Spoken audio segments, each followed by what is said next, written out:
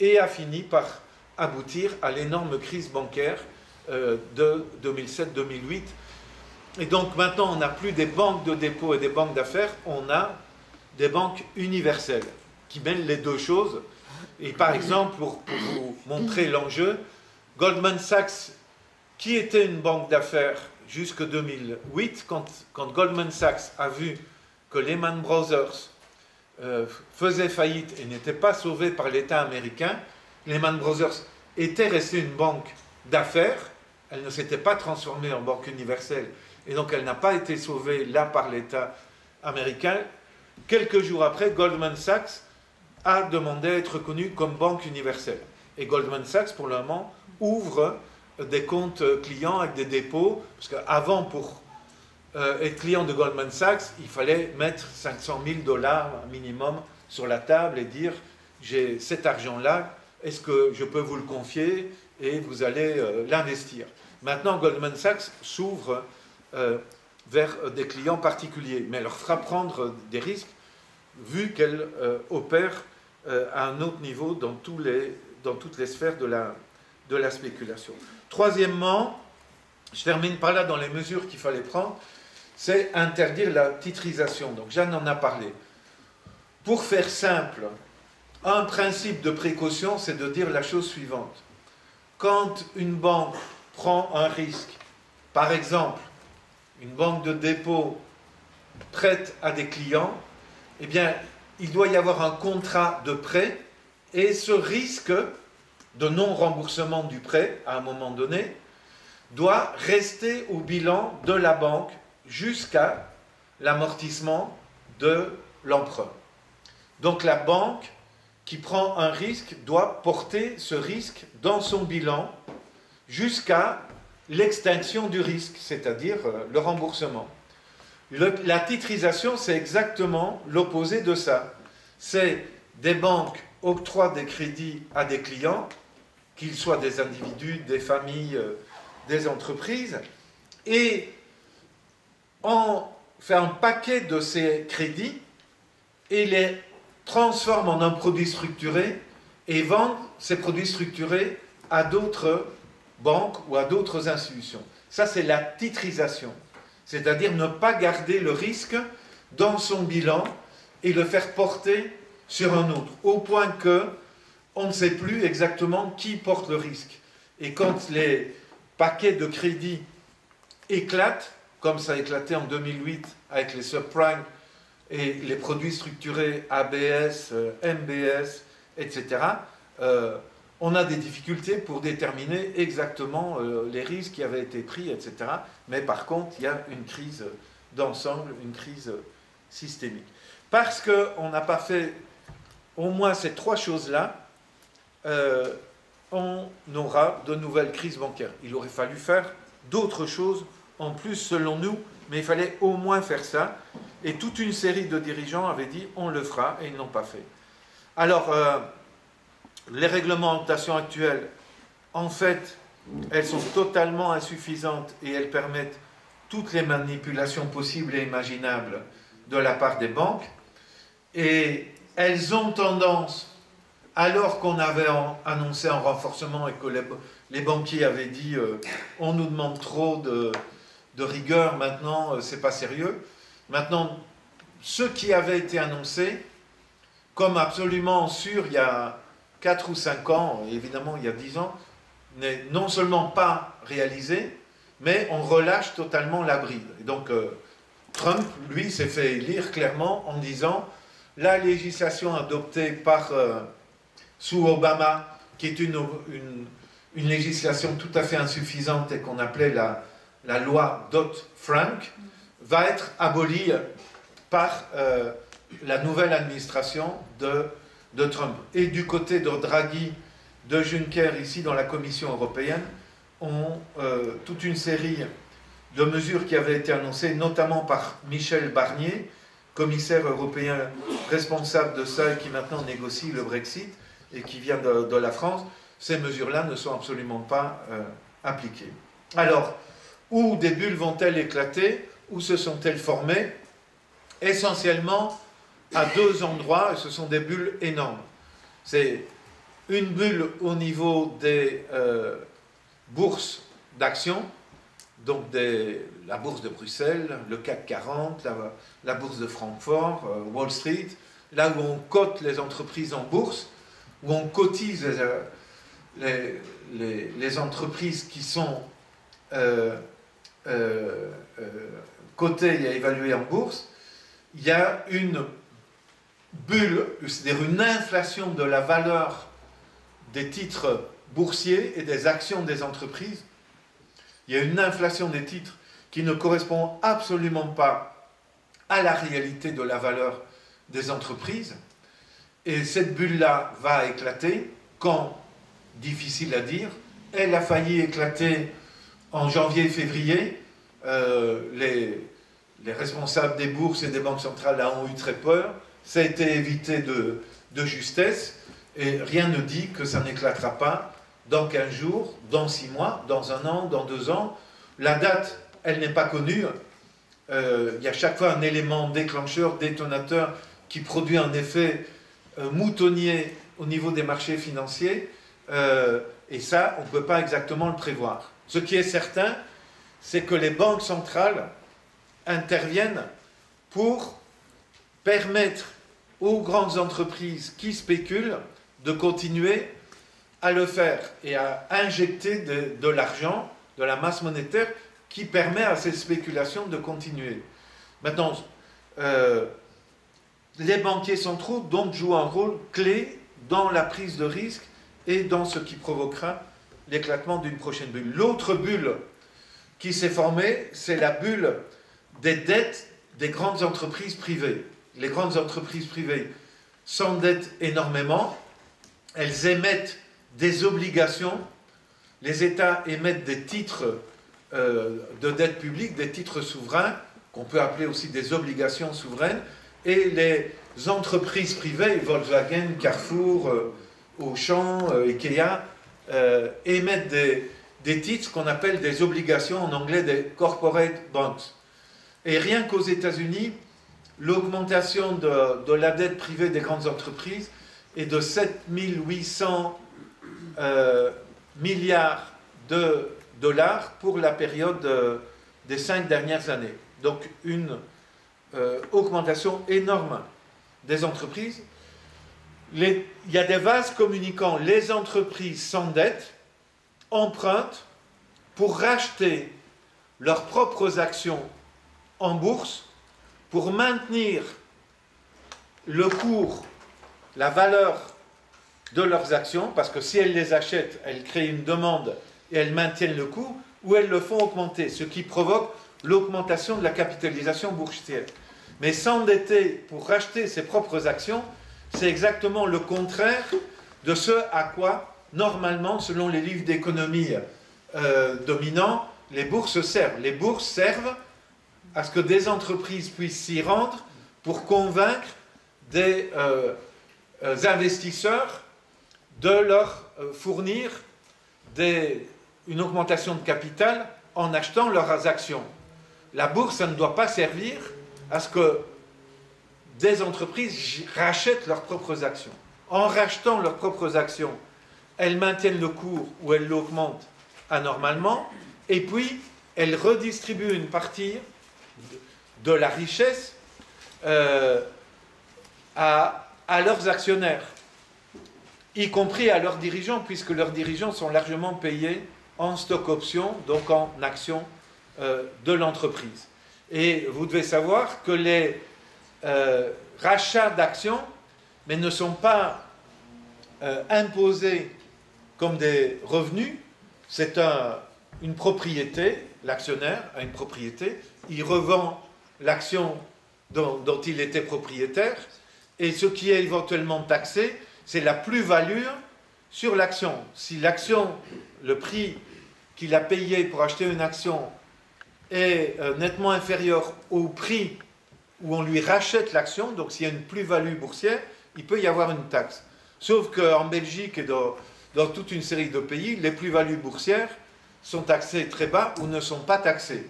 Et donc, le fait de racheter ses actions à ses propres actionnaires est une forme de rémunération non imposée qui renforce le manque à gagner pour les États. Et donc,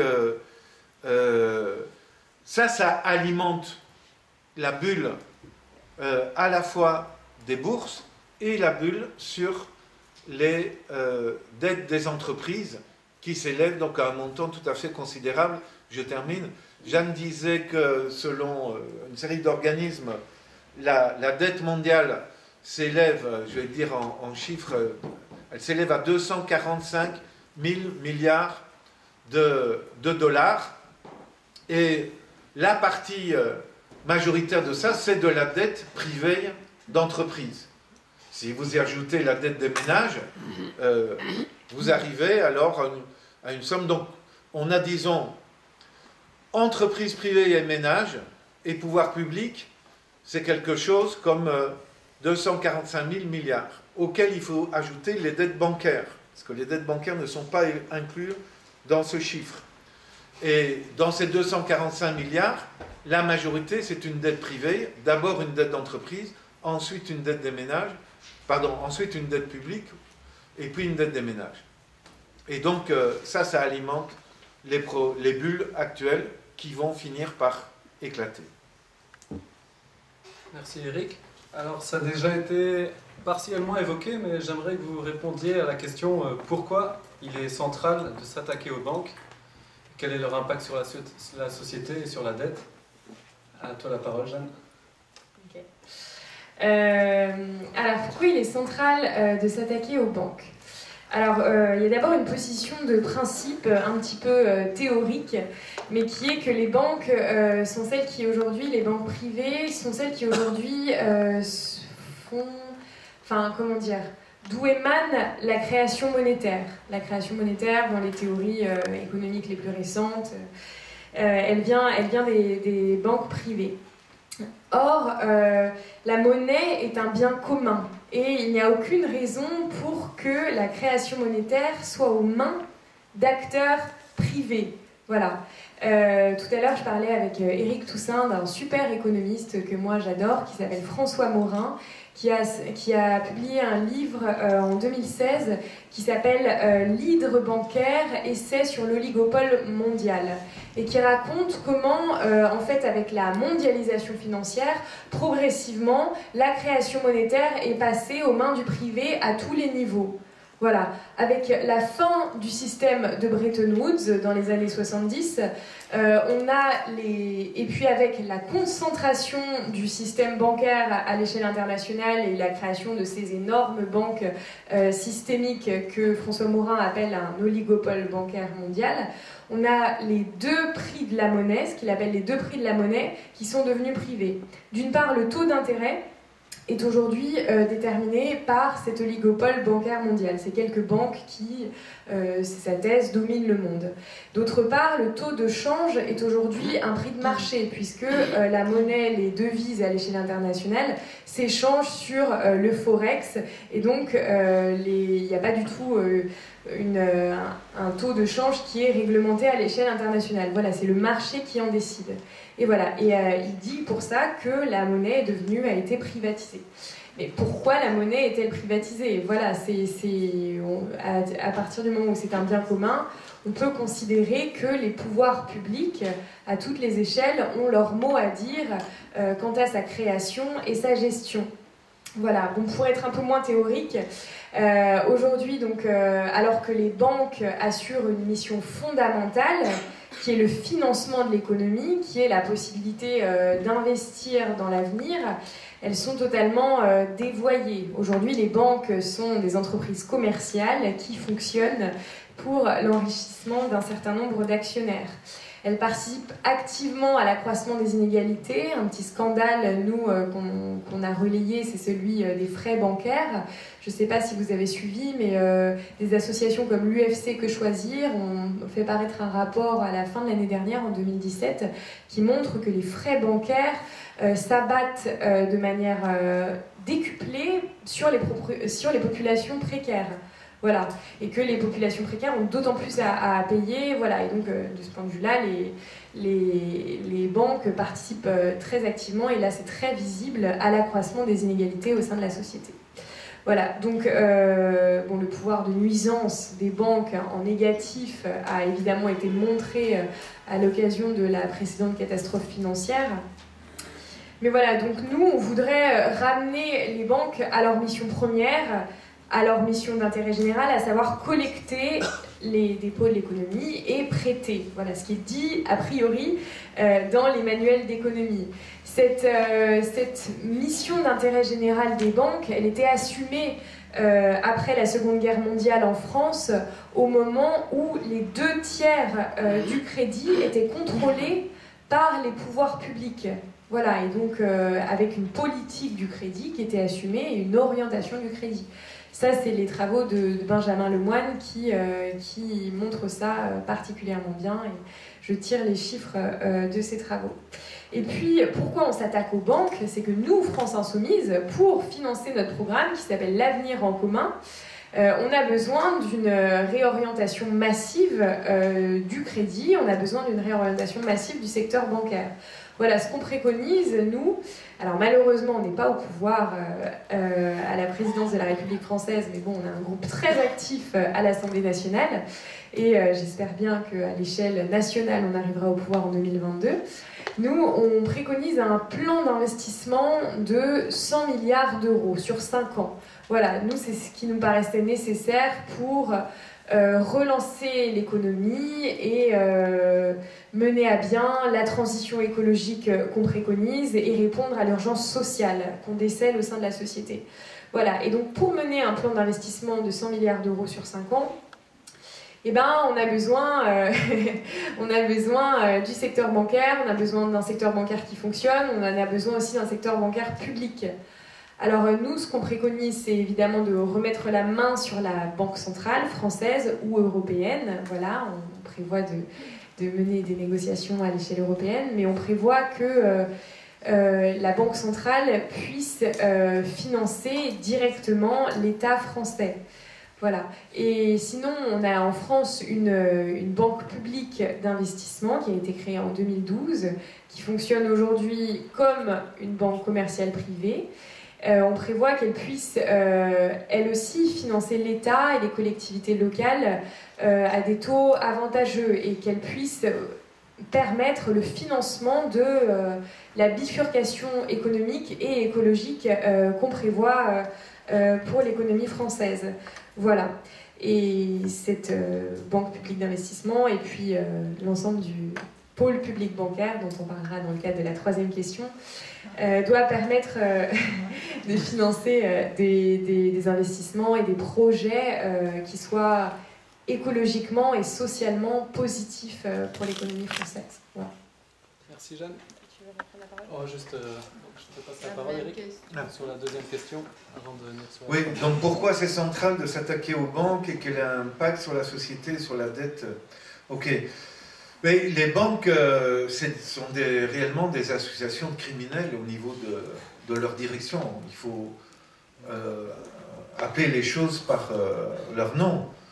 Les banques organisent la fraude fiscale à une échelle absolument massive, des centaines de milliards de dollars ou d'euros. De grandes affaires l'ont montré aux yeux de toute l'opinion publique. C'est au niveau international l'affaire HSBC suisse, révélée par le lanceur d'alerte Hervé Falciani, qui a été condamné en Suisse pour avoir dit la vérité, et qui est donc réfugié en France. Donc l'organisation de la fraude fiscale, ce qui est un crime financier, un délit financier, mais il y a des crimes beaucoup plus graves. Le blanchissement systématique de l'argent de la drogue. Est-ce que vous savez, si vous avez lu mon bouquin Bancocratie, vous le savez, à HSBC, vous voyez de quelle banque il s'agit? HSBC, donc c'est Hong Kong Shanghai Banking Corporation, ça a été créé au 19e siècle. HSBC a reconnu devant les autorités de la justice américaine avoir blanchi pour, tenez-vous bien, 860 millions de dollars d'argent de la drogue des cartels mexicains et colombiens au début des années 2000. La banque a reconnu ce blanchissement pour 860 millions de dollars et on ne lui a pas retiré sa licence bancaire, on l'a condamné à une amende pour éviter une condamnation. C'est-à-dire que le système utilisé aux États-Unis, c'est des transactions. Donc quand je dis on l'a condamné à une amende, en fait, la banque a accepté de payer une amende afin d'éviter une condamnation en bonne et due forme. Mais le crime était tellement évident que là, elle a été d'accord de payer une amende de 1,9 milliard de dollars pour avoir blanchi 860 millions. Mais elle a gardé sa licence bancaire et elle a continué à fonctionner et tous ses dirigeants, aucun n'a été incarcéré ni même mis à la retraite anticipée.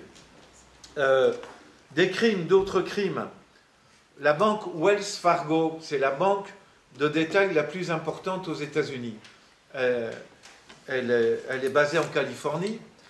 Elle a reconnu, il y a 2 ans, avoir créé, tenez-vous bien, 1 300 000 comptes clients sans consulter, sans avoir l'accord des clients.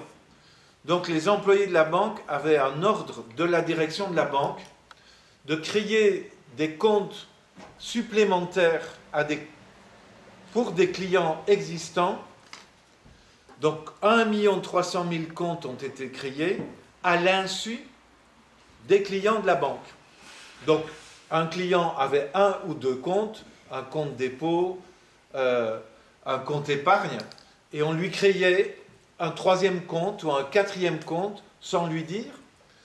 Ça a amené à des protestations parce que les clients ont vu apparaître une augmentation des frais bancaires et ils ont demandé des explications. Ils se sont rendus compte qu'ils payaient des frais pour des comptes dont ils ne connaissaient pas l'existence. Et la banque, on ne lui a pas retiré sa licence bancaire, les dirigeants sont toujours là et elle paye aussi une amende pour éviter une condamnation, une amende assez importante. Donc c'est un crime d'abus à l'égard des clients.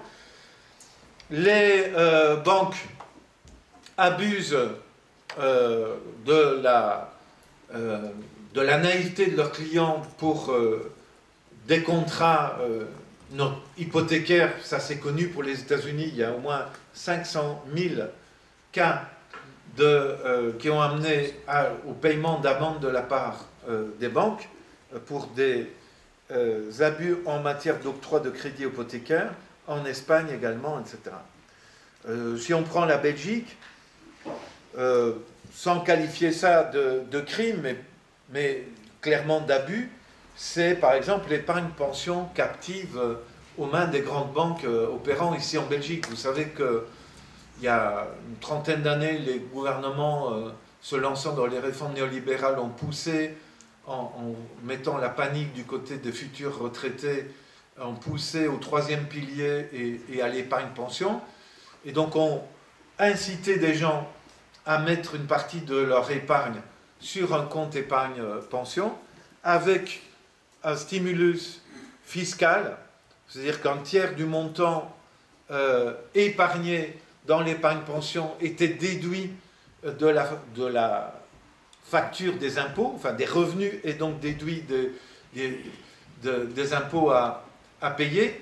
Mais ce qui n'était pas dit aux clients, c'est qu'ils ne pouvaient pas se retirer du système de l'épargne-pension à moins de repayer au fisc pour 10 ans, pour 15 ans, l'épargne fiscale qu'ils avaient fait et de payer un droit de sortie à la banque. Ce qui fait que toute une série de retraités, peut-être, ou de futurs retraités, parce qu'il faut atteindre l'âge de 65 ans pour récupérer sa mise, sont coincés dans le système de l'épargne-pension avec le soutien de l'État. Et cette épargne-pension vient à échéance maintenant, quelque part, parce qu'elle a été lancée massivement il y a 30 ans, 25 ans. Et donc, les banques vont devoir reverser à leurs clients des montants et attendez-vous à ce que ça pose certains problèmes si la situation financière se dégrade. Parce qu'il y a une épargne captive avec des montants considérables. J'ai un compte à Belfius parce que j'avais un compte au Crédit Communal et quand on a privatisé le Crédit Communal et que c'est devenu Dexia, je n'ai pas eu le choix. Mon compte est devenu un compte Dexia. Et quand Dexia a été sauvé en 2011 et que Belfius a été créé, alors que j'avais une petite épargne pension, ben j'ai un compte épargne pension chez Belfius et j'ai une assurance produit 21 chez Belfius. Je viens de recevoir une lettre de Belfius me disant, Monsieur Toussaint, votre compte assurance branche 21 vous donne un rendement très faible et nous vous proposons un produit beaucoup plus intéressant. Il s'agit d'un produit qui peut vous donner un rendement, meilleur. C'est un produit structuré lié à la cotation en bourse. Donc, Belfius, banque publique à 100%, me propose à moi, qui est une action branche 21, un nouveau produit dont elle dit elle-même c'est un produit structuré. Ça peut produire un bon résultat, mais c'est lié à l'évaluation des cours, à l'évolution des cours boursiers. Et je vous ai expliqué que les bourses vont connaître un crash prochainement. On ne sait pas quand.